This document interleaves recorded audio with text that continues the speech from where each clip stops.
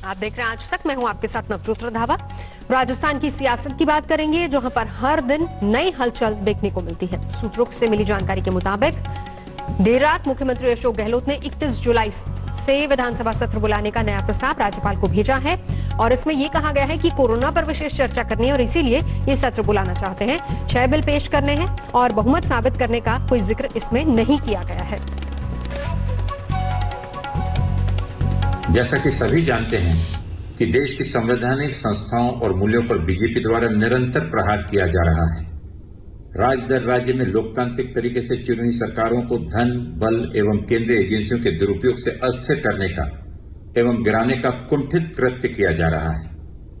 जहां एक ओर संपूर्ण विश्व एवं मानवता कोरोना जैसी महामारी का सामना कर रही है, वहीं आमजन को राहत देने के स्थान पर केंद्र की भाजपा सरकार ने कांग्रेस की मध्य प्रदेश सरकार को षड्यंत्र पूर्वक गिरा दिया। माननीय राज्यपाल महोदय द्वारा इसे अनदेखा किया जाना स्पष्ट करता है कि संवैधानिक संस्थाओं का दुरुपयोग कर केंद्र की भाजपा सरकार लोकतांत्रिक मूल्यों का परंपराओं के साथ खिलवाड़ कर रही है। इन्हीं की सरकार ने जो केंद्र सरकार की एसओपी थी, उसके साथ जो आपदा प्रबंधन का जो कानून बना, उस कानून की धज्जियां उड़ाते हुए किस तरीके से पूरे राजस्थान में धरने किए। महामहिम ने यही पूछा कि फिर मेरी सुरक्षा कौन करेगा। ये कोई अखाड़ा नहीं था, दंगल नहीं था। इस तरीके से राजस्थान की शांति को, सुकून को अराजकता में धकेलने के दोषी मुख्यमंत्री और उनकी सरकार है। शरद हमारे साथ इस वक्त जुड़ चुके हैं। शरद, अब मुख्यमंत्री अशोक गहलोत का ये दाव कितना काम आएगा? देखिए नवजोत, अजीब विडंबना है राजनीति की। देखिए, जिस कोरोना के लिए विधानसभा को बंद किया गया था, अशोक गहलोत चाह रहे हैं उसी कोरोना पर चर्चा के लिए विधानसभा सत्र बुलाया जाए। दरअसल शव और मात का खेल चल रहा है, लुका छिपी का खेल चल रहा है बीजेपी और कांग्रेस में। अब अशोक गहलोत ने देर रात प्रस्ताव भेजा है कि 31 जुलाई से हम विधानसभा सत्र बुलाना चाहते हैं, जिसमें हम कोरोना पर चर्चा करेंगे। दरअसल राज्यपाल ने यही कहा था कि आपने लिख के नहीं भेजा है कब से बुलाना चाहते हैं और एजेंडा क्या है आपका। दरअसल नवजोत, विश्वास मत हासिल करने के बारे में कुछ भी नहीं कहा है अशोक गहलोत ने। जैसा कि मीडिया में कांग्रेस के नेता कह रहे हैं कि हमारे पास बहुमत है, हम साबित करना चाहते हैं। दरअसल चाल यह है कि बिल रखा जाए और बिल के जरिए व्हिप जारी किया जाए और सचिन गुट के विधायकों को सदस्यता निलंबित अयोग्य घोषित कर दिया जाए। जैसे ही स्ट्रेंथ कम हो जाएगा तो अपने आप कांग्रेस की सरकार बहुमत में आ जाएगी। दरअसल कांग्रेस की ये स्ट्रेटेजी है, लेकिन वो राज्यपाल पर दबाव बना रहे हैं कि हम बहुमत साबित करने के लिए बनाना चाहते थे, लेकिन अब जाके सामने आया है कि स्ट्रेटेजी उनकी ये है कि कोरोना पर चर्चा के बहाने सचिन पायलट गुट के विधायकों को अयोग्य घोषित कर बहुमत हासिल करें।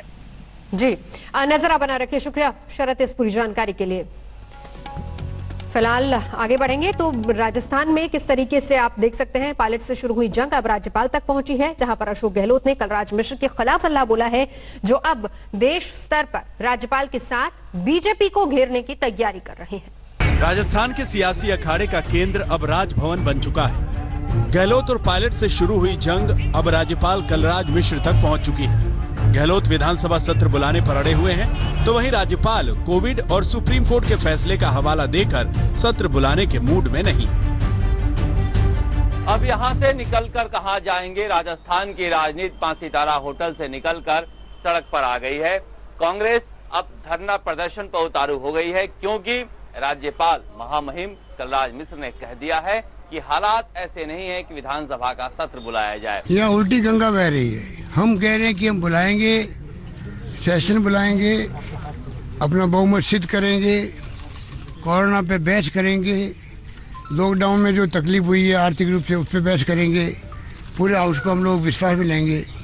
पहले भी हमने 21 घंटे वीडियो कॉन्फ्रेंसिंग करी थी तमाम विधायकों के साथ में, चाहे पक्ष के थे चाहे विपक्ष से थे। कई अच्छी राय आई थी, उनको हमने माना था। यही परंपरा होती है। अशोक गहलोत ने हालातों को लेकर कैबिनेट के साथ बैठक की, जिसमें विधानसभा सत्र बुलाने को लेकर प्रस्ताव पास किया गया। वहीं विधायकों के साथ बैठक में अशोक गहलोत ने साफ किया कि ये जंग लंबी खिंच सकती है और विधायकों को कुछ और दिन होटल में रहना पड़ सकता है। इतना ही नहीं, जरूरत पड़ने पर राष्ट्रपति और प्रधानमंत्री तक जा सकते हैं। राजस्थान की सड़कों पर उतरे कांग्रेस के कार्यकर्ता अब देशव्यापी विरोध प्रदर्शन की तैयारी कर रहे हैं। कांग्रेस पूरे देश में राजभवन के बाहर धरना देने का प्लान बना रही है, जहां बीजेपी को लोकतंत्र का विरोधी बताकर घेराबंदी करने वाली है। उधर राज्यपाल से मुलाकात से पहले जयपुर के होटल में ही कैबिनेट की बैठक की, जिसमें हालातों को लेकर मंथन किया गया। वहीं बड़े हमले के लिए तैयार रहने को कहा गया। उधर बीजेपी का एक दल भी राज्यपाल से मिलने पहुंचा और हालातों को लेकर चर्चा की। कांग्रेस जहां राज्यपाल पर बीजेपी के दबाव का आरोप लगा रही है, वहीं बीजेपी राजभवन के घेराव को लेकर गहलोत से इस्तीफा मांगा। अरे जब घेराव होगा न तो गांधीवादी तरीके से होगा, अहिंसात्मक तरीके से होगा। सुनिए, लाखों लोग आएंगे। कब आएंगे? जब आप जुल्म करेंगे, संविधान का अपमान करेंगे। लेकिन कलराज मिश्र जी के ऊपर एक कंकर भी आएगा तो पहले अशोक गहलोत जी को, उनकी कैबिनेट को और कांग्रेस के कार्यकर्ता को लगेगा। हम हिंसा में विश्वास नहीं रखते, हम गांधी की पार्टी है। इस तरीके से राजभवन को धरने और प्रदर्शन का अखाड़ा बनाया गया, तो क्या वो पूरे फोर्स से आहूत करने के कागजों पे जबरदस्ती साइन करवाना चाह रहे थे? राजस्थान की सियासत में शह और मात का खेल जारी है।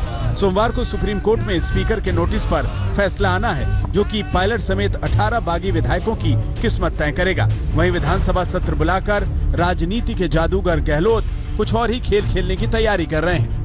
गहलोत का प्लान बिल लाकर व्हिप जारी करना है। जो पायलट गुट के बागी बिल के खिलाफ वोट करेंगे, उनकी सदस्यता रद्द करने का हो सकता है। व्हिप के जरिए वो पायलट खेमे का खेल बिगाड़ने का प्लान कर रहे हैं, जहां उनकी राह में सबसे बड़ा रोड़ा अब राज्यपाल बने हुए हैं। जयपुर से मौसमी सिंह और देव अंकु के साथ शरद कुमार, आज तक। तो कुल मिलाकर अगर देखा जाए तो सियासी जंग जारी है। पलटवार भी कम नहीं है, क्योंकि कांग्रेस बीजेपी और बीजेपी कांग्रेस पर लगातार आरोप लगा रही है। देश के पास अपना एक संविधान है और दुनिया में सबसे बेहतरीन संविधान किसी के पास है तो हमारे देश के पास है। बहुत क्रिस्टल क्लियर है कि on aid and advice of the government governor shall act. माने अगर जब कैबिनेट ने प्रस्ताव रख के कह दिया कि हमें विधानसभा बुलानी है, तो गवर्नर साहब ने आज तक कहीं ऐसा डिस्क्रिशन नहीं यूज किया है। विधानसभा बुलानी ही होती है, किंतु भाजपा के पास नंबर नहीं हो रहे हैं कांग्रेस को तोड़ने के लिए। इसलिए इसका मतलब ये तो नहीं कि भाजपा कांग्रेस तोड़ने के लिए नंबर नहीं बना पा रही है, तो संविधान को तोड़ डालो, सारे प्रावधान को तोड़ डालो और अपनी मनमानी करो। नहीं, राज्यपाल महोदय अपने विवेक से जो उनको लगता है वो करते हैं। उन पर किसी प्रकार का दबाव नहीं डाला जा सकता। इसलिए राजस्थान के राज्यपाल को लगता है कि अभी सेशन नहीं होना चाहिए तो नहीं कराया जाए। नमस्कार, मैं हूं अंजना ओम कश्यप। हमें उम्मीद है ये वीडियो आपको पसंद आया होगा। लेटेस्ट खबरों के लिए यूं ही देखते रहिए आज तक, और इस वीडियो के पसंद आने पर लाइक, शेयर एंड सब्सक्राइब करना ना भूलें।